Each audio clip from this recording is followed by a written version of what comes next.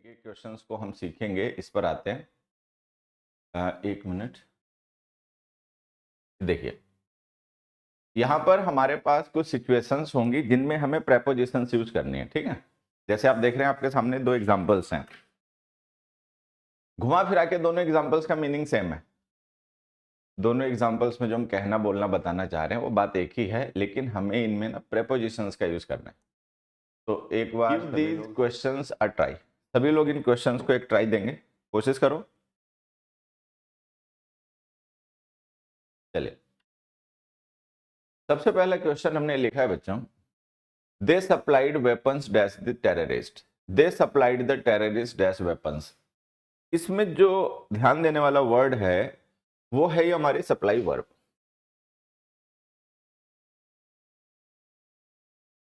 कि हम किस तरीके से प्रेपोजिशंस का यूज इसके साथ में करते हैं, ये देखो समझना। एक वर्ब हो गई बच्चों हमारे पास सप्लाई, एक वर्ब हो गई प्रोवाइड, एक वर्ब हो गई फर्निश, एक वर्ब हो गई प्रेजेंट,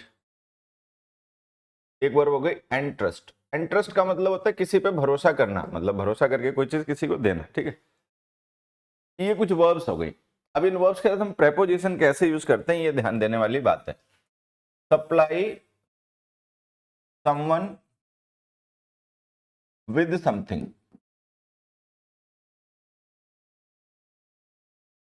ठीक है, एक minute. Supply someone with something, supply something to someone. तो अगर हमने कोई चीज सप्लाई की है तो किसको सप्लाई की है, रिसीवर कौन है, रेसिपिएंट कौन है, उसके साथ हम प्रेपोजिशन लिखते हैं टू।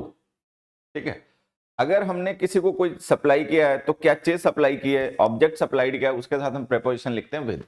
अब यहां पर आप देखिए, ये जो हमने वेपन्स लिखा है और टेररिस्ट लिखा है, टेररिस्ट है रेसिपिएंट्स जिन्होंने रिसीव किया है, और वेपन्स क्या है, ऑब्जेक्ट सप्लाइड, जो कि ऑब्जेक्ट किया गया, मतलब सप्लाई किया गया ऑब्जेक्ट है। तो इसके साथ में प्रेपोजिशन आ जाएगी विद, इसके साथ में प्रेपोजिशन आ जाएगी to. They supplied weapons to the terrorist and they supplied the terrorist with weapons. एक किसी प्रीवियस ईयर के पेपर में आया वो क्वेश्चन भी जो इसी से रिलेटेड है, जो हम लोग डिस्कस कर रहे हैं, मैं आपको बताता हूं। एक क्वेश्चन देखिए, my uncle presented me a watch on my birthday.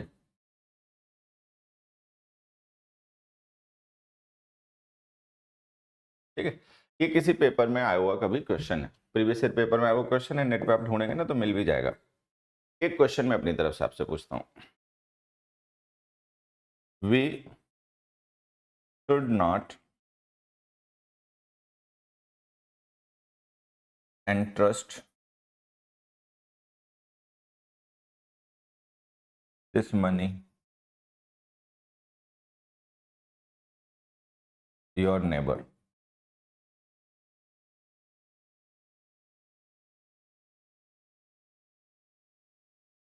अब जैसे हमने ये दो एग्जांपल्स लिखे, my uncle presented me a watch on my birthday and we should not entrust this money your neighbour.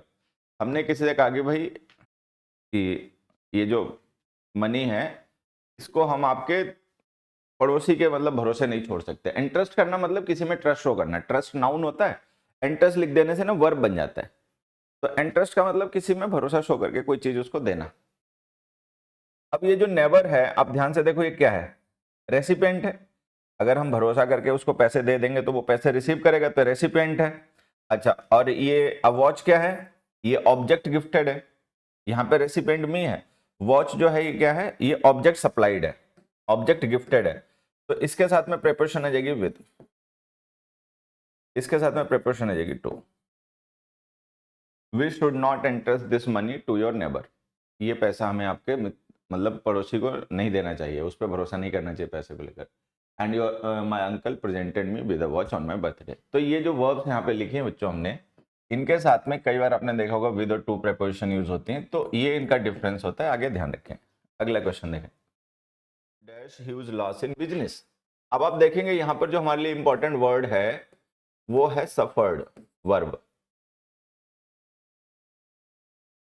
Suffer verb के साथ में हम डिफरेंट कॉन्टेक्स्ट में डिफरेंट प्रेपोजिशंस का यूज करते हैं, अलग अलग कॉन्टेक्स्ट में अलग अलग प्रेपोजिशंस का यूज करते हैं।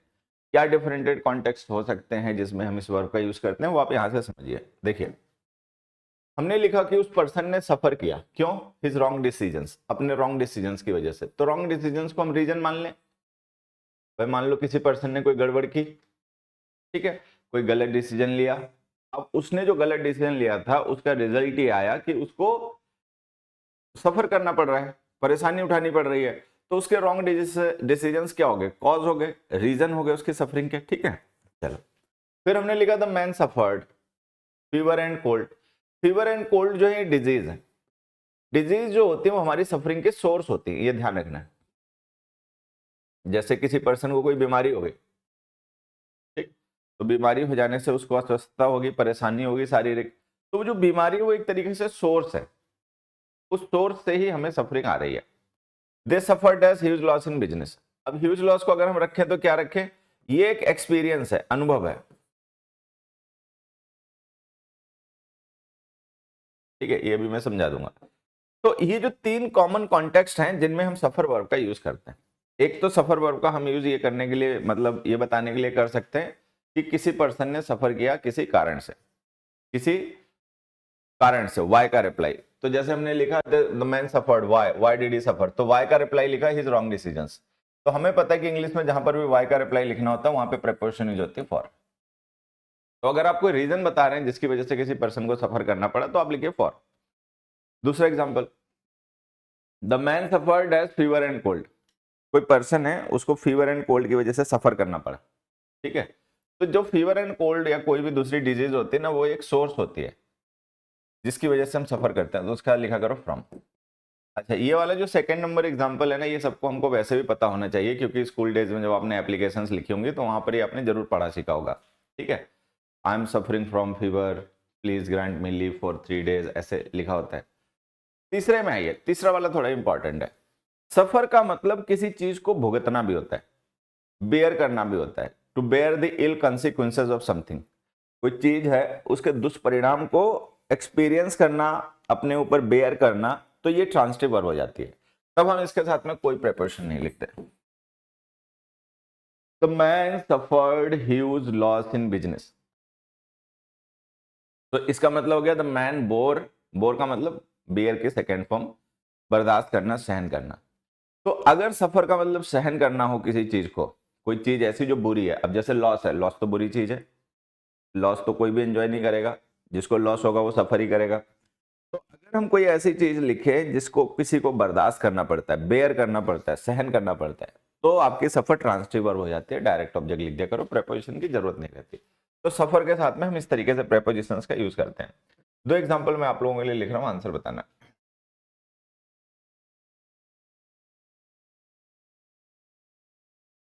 He suffered dash much humiliation there.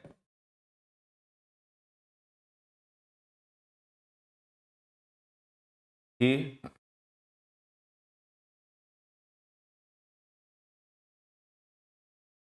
suffered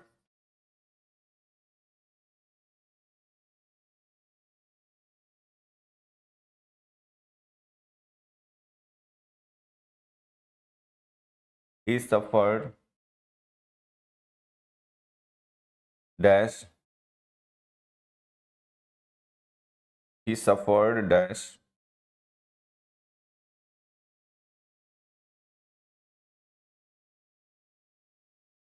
his family for 5 years. चलो, ये दो क्वेश्चंस मैंने आप लोगों को लिखे, इनके आंसर बताओ सभी लोग। अब देखो, जैसे हमने सबसे पहले लिखा ना, he suffered that much humiliation there. Humiliation का मतलब अपमान, कि उसको वहां बहुत अपमान सहना पड़ा। तो अपमान क्या है? समथिंग दैट एक्सपीरियंस, जो आप अनुभव करते हो, जो आपको बर्दाश्त करना पड़ता है, no preposition. He suffered much humiliation there, he suffered a severe heart attack, जैसे हम लिखते हैं यहां पर he suffered, he suffered a severe heart attack there, उसको वहां मतलब एक सीवियर हार्ट अटैक आया। तो कोई भी ऐसी चीज जो आप बर्दाश्त करते हो, सहन करते हो, ठीक है, तो उसके लिए सफर ट्रांसटिबल हो जाती है, डायरेक्ट ऑब्जेक्ट लिख देगा। अगला देखो, नेक्स्ट हमने लिखा ही सफर्ड दैट हिज फैमिली, उसने अपनी फैमिली के लिए सफर किया। बहुत से लोग नहीं होते, बाहर काम करने जाते हैं, ठीक है, तो परेशानियां उठाते हैं, क्यों, किस कारण से, वाई, वाई का रिप्लाई चाहिए, वाई का रिप्लाई चाहिए तो लिख दो फॉर हिज फैमिली, अपने परिवार के लिए। ही suffered for his family. Disease वगैरह लिखी हो तो फ्रॉम ही लिखना। अगला देखिए, the store will change this phone dash a new one, the change dash his behaviour was obvious, the change dash the venue can affect the result. यहां पर आप देखोगे हमने चेंज वर्ड को यूज किया एज अ वर्ब, यहां पर हमने चेंज को यूज किया एज अ नाउन, यहां पर भी चेंज को यूज किया है एज अ नाउन, ठीक। अब जब हम चेंज को एज अ वर्ब यूज करते हैं, और चेंज का मतलब बदलना, किसी चीज को, एक चीज को दूसरे से रिप्लेस करना हो, बदलना हो, तो हमने पढ़ा था कि चेंज और एक्सचेंज की प्रेपोजिशन होती है फॉर, वो ये लिखा करो। तो यहां तो लिखो the store will change this phone for a new one, मतलब स्टोर जो है वो इस फोन को नए फोन से बदल देगा, तो यहां तो फॉर आ गया। अब जब हम चेंज को एज ए नाउन यूज करते हैं तो थोड़ा सा ध्यान रखने वाली बात होती है, क्या, कि जो चेंज वर्ड होता है एज ए नाउन, इसके डिफरेंट कॉन्टेक्चुअल मीनिंग्स होते हैं। चेंज का मतलब ये भी हो सकता है कि मॉडिफिकेशन, डिफरेंस, मॉडिफिकेशन, ठीक है, अल्टरेशन, बदलाव, इंप्रूवमेंट। चेंज का मतलब सब्स्टिट्यूशन भी हो सकता है।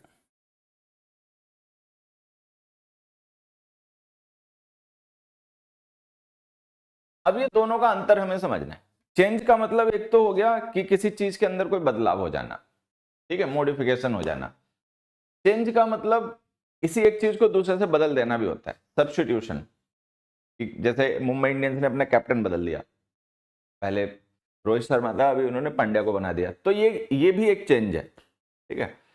कोई टीम है, मैच खेल रही, मैच में उसने अपनी स्ट्रेटजी में चेंज कर दिया, बैटिंग ऑर्डर में चेंज कर दिया, बैटिंग ऑर्डर में चेंज कर दिया का मतलब जो बॉट पहले खेलता था उसको बाद में खिला दिया, बाद वाले को पहले खिला दिया। तो चेंज का मतलब दो चीजें, या तो मॉडिफिकेशन या फिर सब्स्टिट्यूशन। अब अगर चेंज का मतलब हो किसी चीज में आया हुआ कोई बदलाव, ठीक है, तो इसके साथ में प्रेपोजिशन लिखा करो इन, कि चेंज किस में आया। अगर चेंज का मतलब हो किसी एक चीज का सब्स्टिट्यूशन, तो प्रेपोजिशन ऑफ लिखा करो। तो जब चेंज को हम एज अ वर्ब यूज करेंगे और इसका मतलब किसी एक चीज को किसी दूसरी चीज से बदल देना होगा, तब तो आप इसके साथ फॉर ही लिखोगे, ठीक है। लेकिन चेंज को जब हम एज ए नाउन यूज करते हैं तो थोड़ा हमें ध्यान रखना पड़ता है कि कई बार इसके साथ में प्रेपोजिशन इन आती है, कई बार प्रेपोजिशन ऑफ आती है। तो वो जो मैंने आपको समझाया उसका हमें ध्यान रखना पड़ता है। दो एग्जाम्पल मैं आप लोगों के लिए लिख रहा हूं, एक बार आंसर बताना। एक क्वेश्चन है,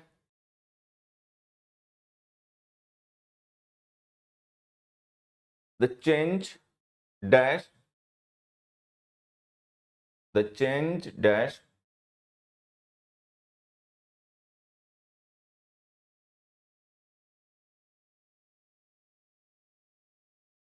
the weather was quite unexpected, ठीक है। और B,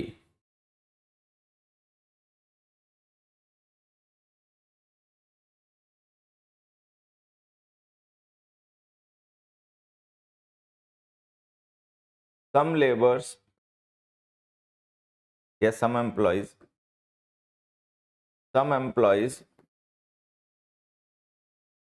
insisted on the change dash the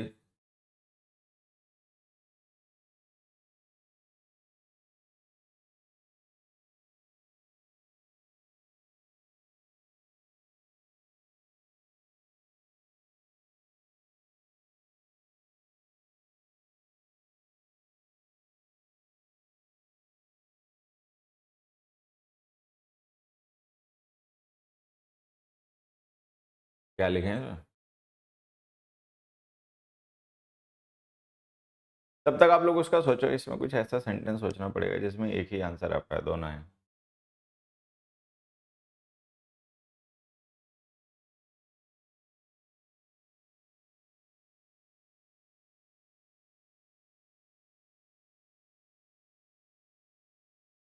Some senior teachers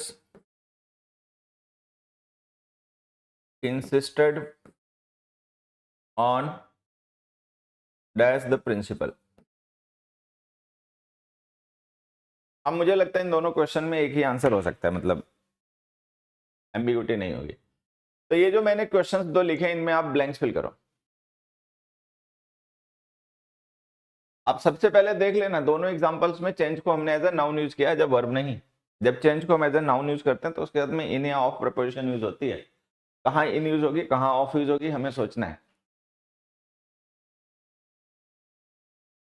ये देखो, ये चेंज नाउन है और ये वाला चेंज भी नाउन है।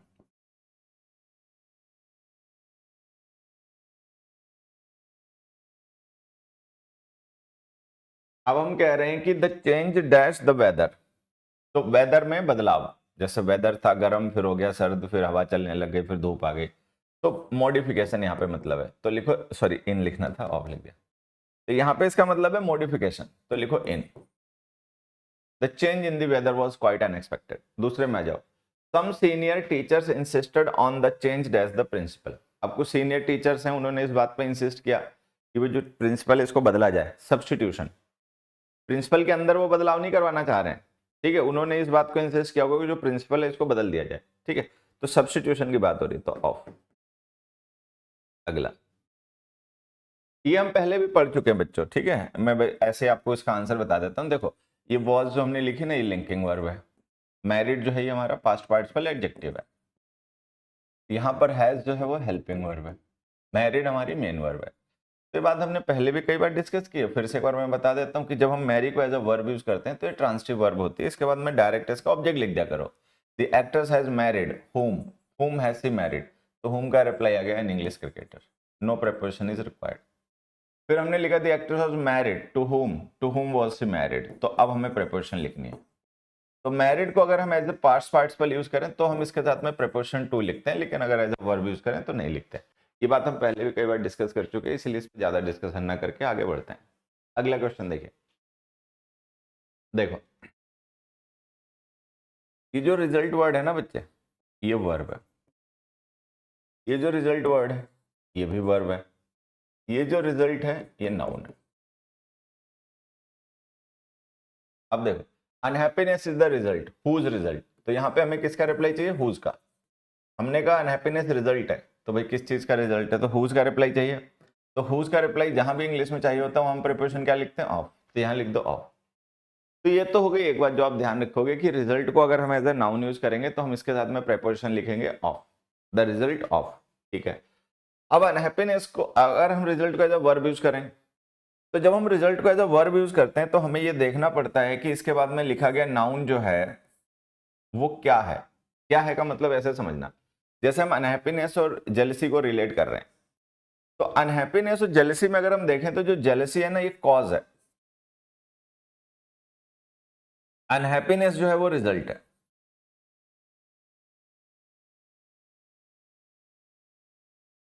जीएलएस पर्सन होता है ना, मतलब जिसको दूसरों से ईर्ष्या होती है, वो हमेशा अनहैप्पी रहता है, वो खुश नहीं रह सकता, ठीक है, उसको हमेशा दुखी होता रहता है। तो यहाँ पे अगर हम देखें, ये कॉमन सेंस से पता चलता है। अब कोई ये सोचेगा कि ऐसा ना हो कि अनहैप्पीनेस जो है वो कॉज हो और जेलसी रिजल्ट हो, तो वो अपनी एक सोच है, लेकिन कॉमन सेंस की बात करें तो जेलसी जो है उससे अनहैप्पीनेस आती है, अनहैप्पीनेस से जेलसी नहीं आती। तो जो अनहैप्पीनेस है वो रिजल्ट है, जेलसी जो है कॉज है। अगर हम रिजल्ट का यूज कभी भी एज अ वर्ब कॉज और रिजल्ट के लिए करें तो कॉज के लिए प्रीपोजिशन लिखा करो फ्रॉम, रिजल्ट के लिए लिखा करो इन। जेलसी रिजल्ट्स इन अनहैप्पीनेस, ठीक है, अनहैप्पीनेस रिजल्ट्स फ्रॉम जेलसी। तो जो कॉज होता है, सोर्स होता है, वो एक तरीके से ओरिजिन होता है, उसके साथ हम फ्रॉम प्रीपोजिशन लिख देते हैं, ठीक है। तो यहाँ पे आएगा फ्रॉम, यहाँ पर आएगा इन। दो क्वेश्चन में आप लोगों के लिए लिख रहा हूँ, आंसर बताना। दो या एक ही लिख दूं? चलो देखो,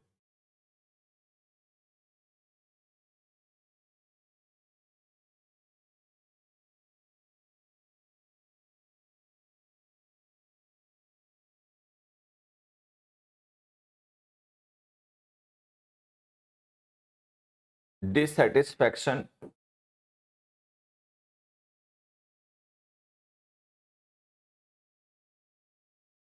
results dash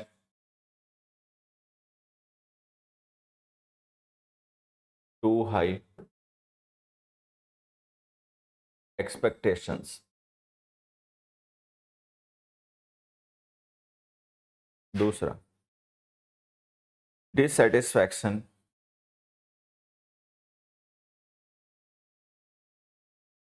results dash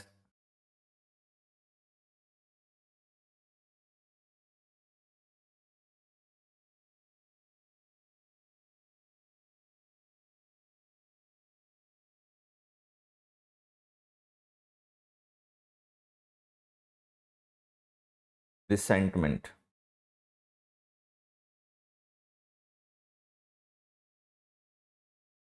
ये ब्लैंक्स फिल करो दोनों। सभी लोगों को ट्राई करना है। All those who are live at the moment have to comment the answers. ये जो दो क्वेश्चंस मैंने लिखे हैं बच्चों, dissatisfaction results dash too high expectations, dissatisfaction results dash resentment। अगर ये जो लिखा है कुछ समझ में आया हो काका का तो ब्लैंक्स फिल करो। प्रेपोजिशंस का सही यूज सीखने के लिए कॉन्टेक्स्ट समझना बहुत जरूरी है कि क्या कॉन्टेक्स्ट है। कॉन्टेक्स्ट समझने के लिए, ठीक है, क्या मीनिंग है सेंटेंस का वो समझना बहुत जरूरी है। मीनिंग से ही कॉन्टेक्स्ट पता चलता है। तो ये सारी चीजें ना आपस में जुड़ी हुई है।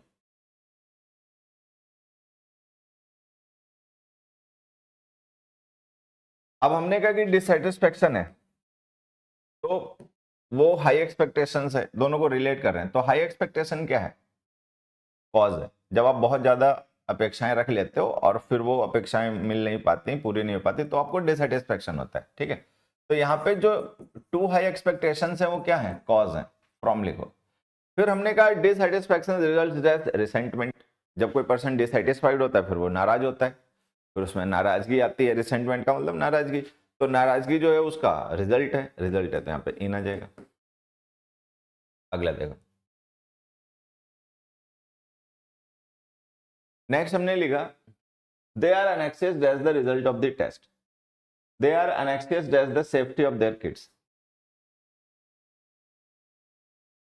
अनएक्सियस, अनएक्सियस ये वर्ड एडजेक्टिव है। अब इन दोनों सेंटेंसेस में अगर हम देखें, they are anxious that's the result of the test, यहां पे अगर हम देखें तो अनएक्सियस का मतलब कुछ कुछ है एक्साइटेड, और यहां पर देखें तो है वरीड, कंसर्न, चिंतित। तो ये जो अनएक्सियस वर्ड है इसका ना हम इन दो कॉन्टेक्स्ट में यूज करते हैं। एक तो अनएक्सियस का मतलब होता है एक्साइटेड होना, किसी चीज को लेकर बड़ी बेचैनी होना, बेसब्री होना। ठीक है, मान लीजिए हमने कोई टेस्ट दिया है, उस टेस्ट का रिजल्ट आने वाला है, तो बड़ी उत्सुकता रहती है, बड़ी एक मतलब बेचैनी रहती है कि कैसा रिजल्ट आएगा कैसा नहीं आएगा ये जानने के। तो वो एंग्जाइटी है, क्या होगा क्या नहीं होगा। एक एनेक्सियस का मतलब चिंता करना, किसी की परवाह करना भी होता है, कंसर्न होना। ठीक है, वरीड होना। अब देखो, दे आर एनेक्सियस, इसका मतलब है दे आर वरीड। वरीड के साथ हम अबाउट प्रिपोजिशन लिखते हैं, तो इसके साथ में इस कॉन्टेक्स्ट में वरीड लिखा करो। They are anxious about the safety of their kids. They are worried about the safety of kids. Excited, why are they excited? तो एक्साइटेड के साथ हमें रीजन लिखना पड़ता है कि कोई एक्साइटेड हो, क्यों एक्साइटेड है। तो हम फॉर लिखते हैं, वाई का रिप्लाई तो वही वहां लिख देते हैं। तो एनेक्सियस वर्ड के साथ में कई बार हम फॉर लिखते हैं, कई बार हम अबाउट लिखते हैं, तो इसका ध्यान देना। अगर एनेक्सियस का मतलब है किसी चीज को लेकर क्यूरियस होना, ठीक है, एक्साइटेड होना, तो for. They are anxious for the result of the test. अगला देखो, ही फेल्ट